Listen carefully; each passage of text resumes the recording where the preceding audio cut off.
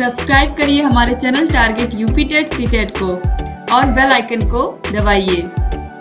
Hello friends, मैं रेनू स्वागत करती हूँ आप सभी भाभी अध्यापक एवं अध्यापिकाओं का आपके अपने channel target UP TET C TET में।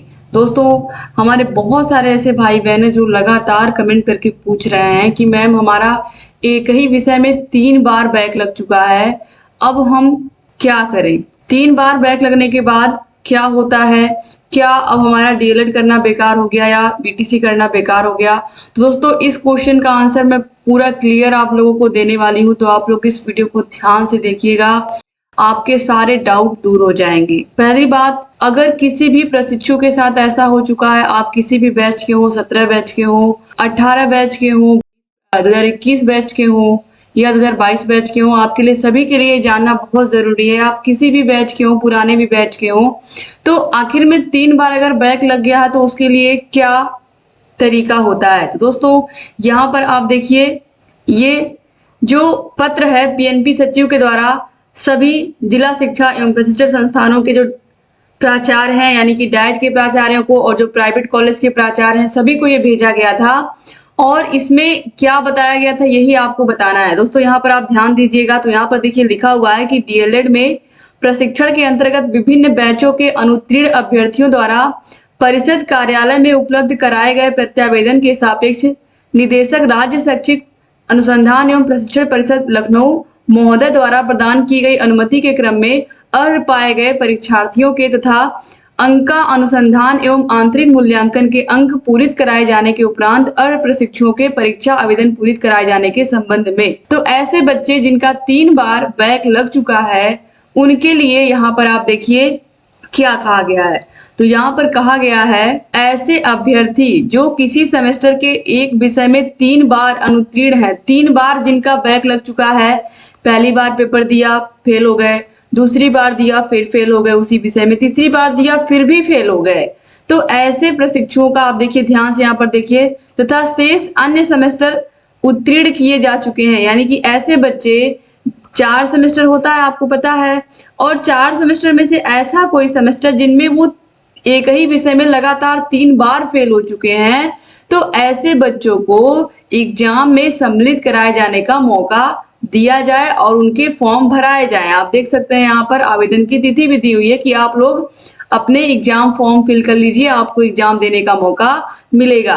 तो इस पत्र को देख करके आपको ये तो यकीन हो गया होगा कि आप लोगों का जो एग्जाम है, अगर आपका 3 बार बैक लग चुका है और आपके सारे सेमेस्टर क्लियर हैं, बस केवल एक ही सेमेस्टर में एक ही विषय में 3 बार बैक लग चुका है, तो भी आपको मौका मिलेगा। और कैसे मिलेगा? आपको SCERT कार्यालय पर जा करके आपको प्रत्यावेदन देना होगा। प्रत्यावेदन का मतलब आपको एक एप्लीकेशन देना होगा और उसमें आपको अपना रोल नंबर और बहुत सारी चीजें उसमें फिल करके अपना पूरा डिटेल देना होता है। और SCERT फिर उसको पीएनपी कार्यालय पर प्रेषित करती है और पीएनपी कार्यालय क्या करता है, पीएनपी सचिव के द्वारा सभी डायटों को ये अवगत कराया जाता है और इस तरीके से आप लोगों के जो फॉर्म है वो फिल कराए जाते हैं और आप लोगों को एग्जाम में बैठने का मौका मिलता है। तो जितने भी हमारे भाई बहन जिनके साथ भी ऐसा हो चुका है कि उनका एक ही विषय में 3 बार बैक लग चुका है, वो लोग बिल्कुल परेशान ना हो। आप लोग अपने चारों सेमेस्टर की परीक्षा कंप्लीट करिए और जिस विषय में, जिस सेमेस्टर के जिस विषय में आपका बैक लगा है 3 बार, उसको आप प्रत्यावेदन के माध्यम से आराम से आप उस पेपर को दे सकते हैं। और सबसे अच्छी बात तो अब ये हो गई है कि अब हर 4 महीने पे, 4 से 5 महीने पे आप लोगों का डीएलएड का पेपर होता है और एग्जाम आपको पता है कि first semester, second semester, third semester, fourth semester, सारे सेमेस्टर के एग्जाम एक साथ कराए जाते हैं। तो इससे ये फायदा होता है कि जिनका भी किसी विषय में बैक लगा है वो भी इन्हीं के साथ अपना एग्जाम क्लियर कर लेते हैं और इस तरीके से आपको बहुत ज़्यादा वेट भी नहीं करना पड़ेगा। दूसरी चीज़, अगर आप थर्ड सेमेस्टर में हैं और सेकंड सेमेस्टर में 3 बार बैक लग चुका है तो भी परेशान होने की जरूरत नहीं है। 3 बार किसी भी विषय में अगर बैक लगा है तो आपको पता ही है आपकी मार्कशीट कब काम आएगी। डीएलएड की मार्कशीट आपकी तभी काम आएगी जब आप चारों सेमेस्टर पास रहेंगे ना। तो इसीलिए आप लोग यहाँ पर यही चीज बताया गया है कि आप किसी एक सेमेस्टर में अगर आपका एक ही विषय में 3 बार बैक लग चुका है और आपने और सारे सेमेस्टर क्लियर किए हैं तो आपको मौका मिलेगा SCERT की तरफ से और आप आवेदन के पात्र होंगे।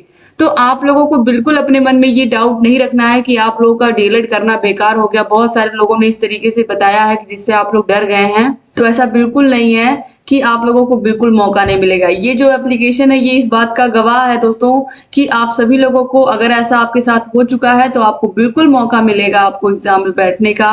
बस आपको केवल एक प्रत्यावेदन देना पड़ेगा। तो ये शीर्ष प्राथमिकता में ये लेटर भेजा गया था, आप देख सकते हो सभी जिला शिक्षा एवं प्रशिक्षण संस्थानों को। तो उम्मीद करती हूँ आपके डाउट दूर हो गए होंगे और आप लोग सभी लोग अपने अगले सेमेस्टर की जो तैयारी है वो मन से करेंगे। और जहाँ कहीं कोई भी समस्या या कोई भी डाउट है अभी भी, तो आप हम लोग कमेंट बॉक्स में हमसे पूछ सकते हैं। तो दोस्तों जो प्रत्यावेदन होता है ये जा करके आपको लखनऊ में देना होता है, लेकिन इसके लिए आपको जो फॉर्म फिल करना होता है वो आप अपने जिले से ही कर सकते हैं, लेकिन पहली बार आपको आवेदन देने वहां पर जाना होता है। तो इस तरीके से दोस्तों उम्मीद करती हूँ आपके सारे डाउट दूर हो गए होंगे। तो एक बार दोस्तों यहाँ पर मैं आपको और बता दूं कि बहुत सारे ऐसे प्रशिक्षु हैं, सिर्फ आप ये मत सोचिएगा कि आप लोग गिने चुने हैं। ऐसे बहुत सारे प्रशिक्षु हैं जिनका कई बार बैक लग चुका है। तो जब सारे प्रशिक्षु SCERT कार्यालय पर गए तो वहां पर भीड़ हो गई। तो SCERT कार्यालय ने फिर से लेटर लिखा, SCERT ने लेटर लिखा PNP को, तब फिर सारे के सारे आवेदन PNP के द्वारा लिए गए और ये वही पत्र है जो आप देख रहे हो, जो PNP ने सभी जिला शिक्षा एवं प्रशिक्षण संस्थानों को भेजा है।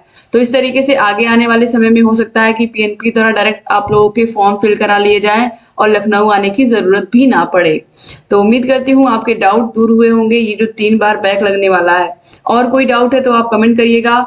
इसके अलावा दोस्तों बैक का मतलब क्या होता है और फेल का मतलब क्या होता है, एक विषय में बैक लगने का मतलब क्या है, 2 विषय में बैक लगने का क्या मतलब होता है, ये सारी चीजें मैंने ऑलरेडी वीडियो के माध्यम से बना रखी है, आप उन वीडियोस को भी देखिएगा। और आपको किसी भी मैटर पर और वीडियो चाहिए, अगर कहीं भी कोई भी डाउट है तो आप कमेंट कर सकते हैं। आपके सारे क्वेश्चंस के आंसर मैं दूंगी, बस चैनल से बने रहिए।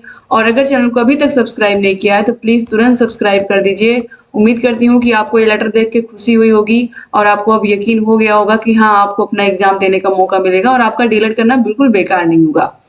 चैनल से बने रहिए, चैनल को सब्सक्राइब कर लीजिए और इस वीडियो को अपने कॉलेज के फ्रेंड्स को जरूर शेयर करिएगा जिनको अभी भी डाउट है। आप शेयर कर दोगे तो उन्हें समझ में आ जाएगा और वो रिलैक्स हो जाएंगे और अपने अगले सेमेस्टर की तैयारी मन से कर पाएंगे। चैनल से बने रहिए दोस्तों। जय हिंद।